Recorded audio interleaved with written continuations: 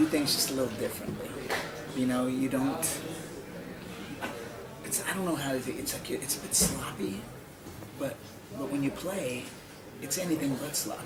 It's very precise, but it's not. It feels loose, but it's incredibly tight. You know what I mean? And your life is like that. You're kind of like, I walk around and I'm who I am, and you know, it's like I'm a little bit different. I'm not like a heavy metal guy. I'm not like a jazz guy, but I can relate to them. I can relate to the rock. So it's like that. Your lifestyle is sort of like this in between sort of thing.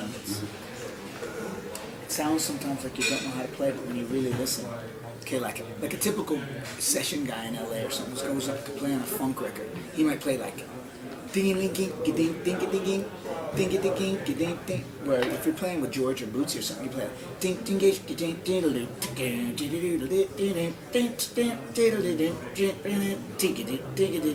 You know what I mean? It's like you don't just go ding ding ding ding ding ding ding. You know what I mean? It's like ding ding ding ding. You know, it's you're playing in between. Yeah, it's kind of like, and that's what your life is. You're sort of in between. You know, I surf, but I listen. You know, I sit in with Aerosmith, but I can go sit in with Bootsy Collins. You know, you fit in different places. You're kind of like your funk lifestyle is a little bit different like that. So you dress a little different, you act a little different, you think a little different. When I was young, I remember I'd go to concerts when I was really young, and I remember I was seeing Kiss on the Love Gun tour.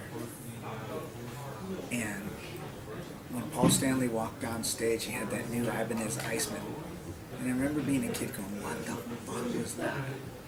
And it dawned on me that if I was going on stage somewhere, and I had a crazy looking guitar, and someone didn't know who I was, people would stop, and they'd go, wow, look at that fucking guitar. And then I would play, and then they'd be like, who the fuck is that guy? And then they go, oh, that's Stevie Salas. And then they would hear my name. Because of that guitar, I would make them stop for a minute what they were doing.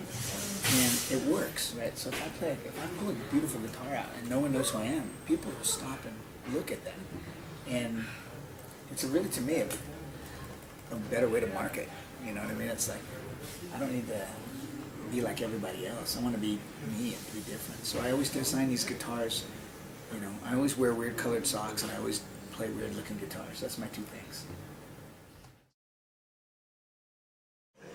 I didn't design a new guitar because I wanted a signature model.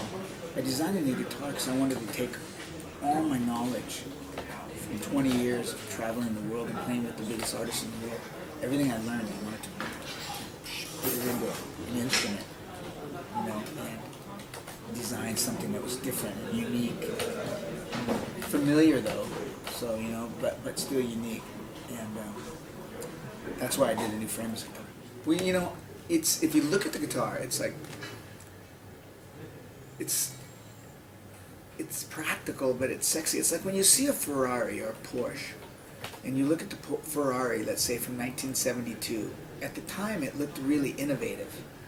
But then you look at it now, in 2014, and it looks thick and clunky, and it's still beautiful and classic, but it doesn't look like aerodynamic. It doesn't look, you know, like the things that, you know, it's not, they innovate every year. And so I took a guitar and I realized I put a lot of the meat where the sound comes from, in the middle of the body.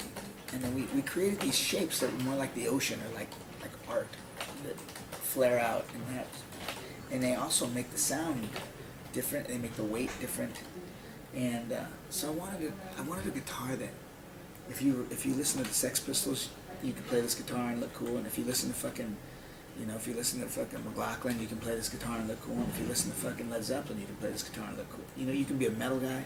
I wanted to create a guitar that was a universal guitar, that had its own shape, that didn't look like a Gibson, and didn't look like a Fender.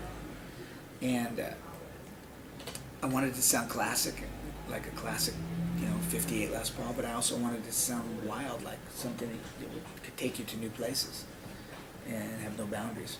And so that's sort of this guitar. This guitar is like a perfect blend, like I think I am. I think I'm a blend of old classic, working with all the Hall of Fame guys, Bootsy, Rod Stewart, Mick Jagger, George Clinton. You know, I played with so many Hall of Fame guys, John Entwistle, in them, but being new and aggressive and taking chances, you know, but having a good foundation. And this guitar is sort of that.